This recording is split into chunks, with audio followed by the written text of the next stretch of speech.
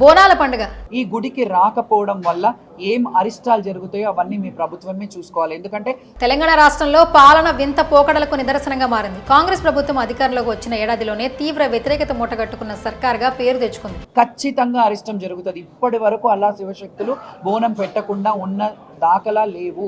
ముఖ్యమంత్రి ఒంటెద్దు పోకడలు, మంత్రుల ఇష్టానుసార ప్రవర్తనలతో అన్ని వర్గాల్లో అసంతృప్తి భగ్గుమంటుంది. ప్రభుత్వం ఏర్పడిన కొద్ది రోజుల్లోనే రాష్ట్ర వ్యాప్తంగా టాక్సీ యూనియన్ల ఆగ్రహాన్ని చవిచూస్తున్న రేవంత్ రెడ్డి ఆ తరువాత నిరుద్యోగులపై కన్నేశాడు.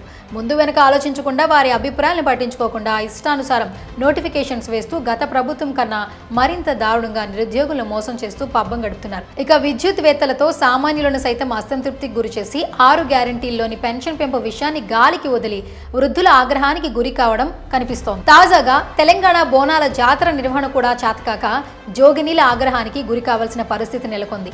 పోతరాజులని శివశక్తులని కొట్టినందుకు మా ఇళ్లలోనే చేసుకుంటాము, మేము గుడికి రాము.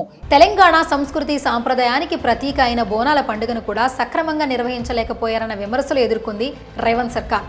గతంలో జరిగిన తప్పులను జరగకుండా చూసుకోవాల్సిన కొత్త ప్రభుత్వం అంతకన్నా దారుణంగా జోగినీలపై ప్రవర్తించారు. ఇప్పుడు రాష్ట్ర వ్యాప్తంగా చర్చనీయాంశంగా మారింది ఈ టాపిక్. ఎంత దూరం వెళ్ళిందంటే నేరుగా జోగినీలే ప్రెస్ మీట్ పెట్టి ప్రభుత్వాన్ని తలంటే పరిస్థితి నెలకొంది. ఇక ఈ సందర్భంగా జోగినీల ప్రెస్ మీట్లో జోగిని శ్యామల ఏం మాట్లాడిందో ఇప్పుడు తెలుసుకుందాం. జోగినీలు శివశక్తులపై దాడులు చేసిన చరిత్ర ఈ దేశంలో లేదని, కానీ బాల్కంపేట ఎల్లమ్మ ఆలయ ప్రాంగణంలో తమపై జరిగిందని జోగిని శ్యామల ఆవేదన వ్యక్తం చేశారు.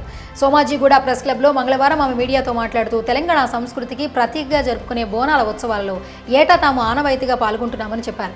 బాల్కంపేట ఎల్లమ్మ కళ్యాణోత్సవంలో పోలీసుల లాఠీచార్జ్ కారణంగా అమ్మవారికి సరైన నైవేద్యం అందలేదని ఆవేదన వ్యక్తం చేశారు.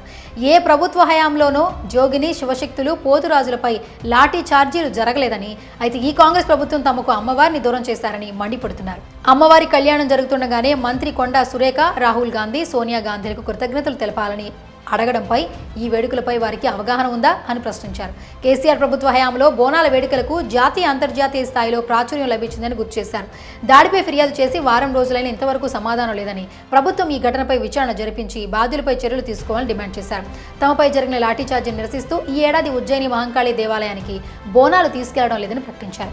ఆ తర్వాత జరిగే అరిష్టాలకు ప్రభుత్వమే బాధ్యత వహించాలని సీఎం రేవంత్ రెడ్డి స్పష్టమైన హామీ ఇచ్చే వరకు ఆందోళన ఆగదని హెచ్చరించారు.